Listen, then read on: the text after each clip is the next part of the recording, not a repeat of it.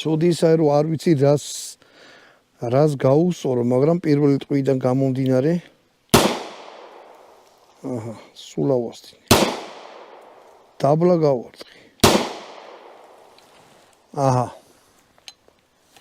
სროლის შემდეგ აი ესეთი რაღაცა მოხდა.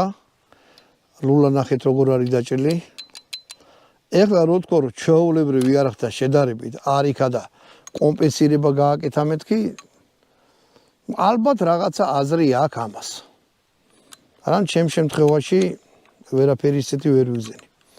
ორი ტყვია ვესწორე, ორივე წაიღო მარცხენა დაბლა, მესამე უკვე რომ მივხვდი რომ დაბლა ხდებოდა, მოხდა პირდაპირ შუაში. აი იქ. იარაღი პირველად ვისროლე.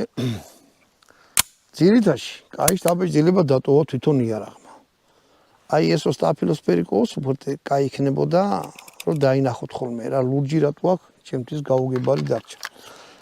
იარაღი არის პატარა, კომპაქტური, აი შეხედეთ, მე პატარა ხელი მაქვს და კარგად აჯდება ხელში. რავი, თუ გადაწყვიტეთ ამნაირი იარაღის ყიდვა, ფასი რა ღირდა? 250 ლარი. ეხლა უყურეთ, ფასს გეტყვით რა. აი ესე გამოყენებულ მდგომარეობაში, ანუ